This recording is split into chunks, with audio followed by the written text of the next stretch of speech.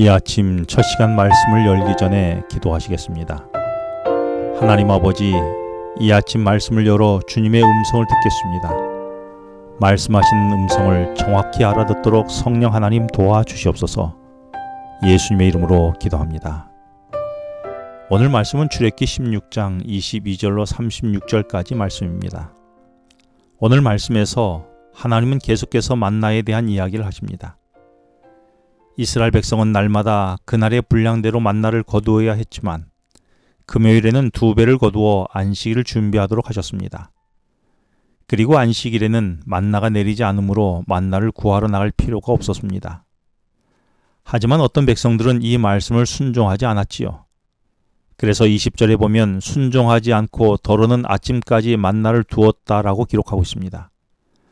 그래서 만나에 벌레가 나고 냄새가 나서 먹을 수 없는 상태가 되기도 했습니다.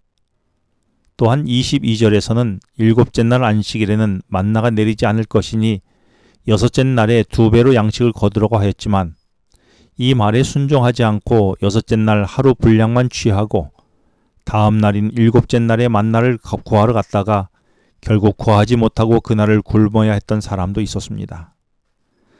나는 하나님의 말씀에 어디까지 순종하고 있습니까? 그리고 그 날의 삶을 위해 매일 하나님이 주시는 양식을 구했듯이 오늘 나는 나의 양식을 위해 매일매일 말씀으로 주시는 생명의 양식을 먹고 있습니까? 혹 오늘의 양식으로 내일까지 버텨보려고 하지는 않았습니까? 왜 하나님은 22절 말씀에서 6째 날에는 각 사람이 갑절의 식물을 거두도록 하셨을까요? 그리고 7째 날 안식일에는 양식을 내리지 않게 하셨을까요? 우리가 아는 대로 7째 날은 안식일이며 창조의 기념일로서 창조주 하나님을 온전히 경배하는 날입니다.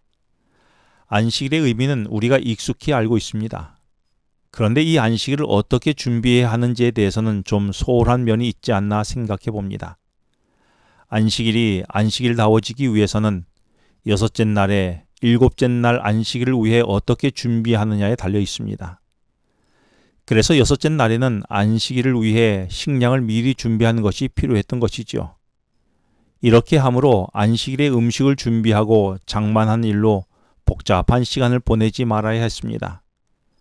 그래서 29절에 볼지어다 여호와가 너희에게 안식일을 주므로 6째 날에는 이틀 양식을 너희에게 주는 것이니 너희는 각기 처소에 있으라고 하셨던 것입니다. 나는 어떻게 6째 날을 보내고 있습니까?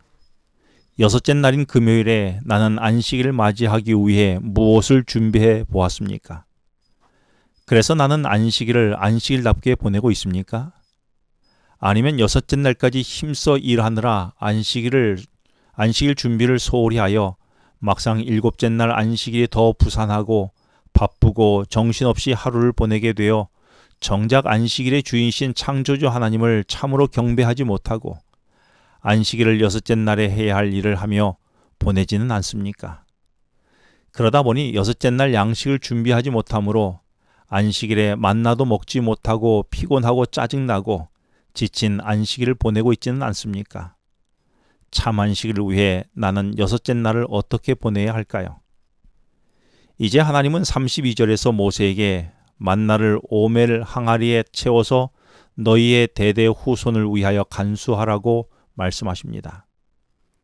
그 이유는 하나님이 이스라엘 백성을 애굽 땅에서 인도하여 낼 때에 광야에서 너희를 먹인 양식을 후손들에게 보이기 위함이라고 말씀하십니다.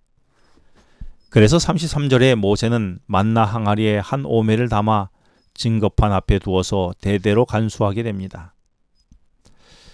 광야에서 이스라엘 백성이 먹은 만나는 광야 생활이 끝남과 동시에 멈추게 됩니다. 가나안을 정복하면서는 현지에서 음식을 조달하게 되므로 더 이상 만나가 필요 없게 된 것입니다. 하지만 만나는 보관되어서 더 이상 만나가 내리지 않을 때라도 그들의 조상들이 먹을 것 하나 없는 광야에서 어떻게 무엇을 먹고 살았는지를 똑똑히 알 필요가 있었던 것입니다. 왜냐하면 앞으로도 같은 상황이 이스라엘 백성의 후손에게 펼쳐진다 하여도 하나님께서 그들을 어떻게 먹이고 살리셨는지를 분명하게 알게 하기 위함이었습니다. 그래서 살아계신 하나님을 후손들에게 분명하고도 똑똑히 알려주어야 했던 것입니다. 나는 나의 자녀와 후손들에게 보여줄 만나 항아리가 있습니까? 그 안에는 어떤 놀라운 하나님의 기적의 경험들이 담겨져 있습니까? 그래서 자녀들과 다음 세대에 분명하게 광야길에서 인도하신 경험의 만나 항아리를 보여주셨습니까? 그래서 후손들이 믿음을 갖게 해주셨습니까? 이 만나 항아리는 하나님이 지금도 우리와 우리 후손을 보호하고 인도하시고 먹이시며 우리의 생명을 계속 유지시켜 주실 수 있는 분임을 알려줄 수 있는 놀라운 증거물이 아닐까요? 오늘 하루는 다음 세대를 위해 기도하는 하루가 되었으면 좋겠습니다. 만약 내가 내 아들과 딸들에게 전수해줄 만나 담은 항아리가 없다면 지금이라도 하나님께 내가 개인적으로 하나님의 말씀을 순종함으로 경험한 만나를 달라고 기도해 보았으면 좋겠습니다. 기도하시겠습니다. 하나님 아버지, 말씀에 순종하여 매일의 만나의 기적을 경험하게 해 주시옵소서. 무엇보다 여섯째 날을 잘 준비하여 참 안식일을 경험하게 하여 주시고 또한 자녀들에게 전수할 믿음의 만나 항아리가 가득 찰 수 있게 하여 주시옵소서. 예수님의 이름으로 기도합니다. 지금은 개인 기도 시간입니다. 오늘 주신 말씀을 묵상하면서 주어진 기도 제목과 개인 기도 제목을 놓고 기도하시겠습니다.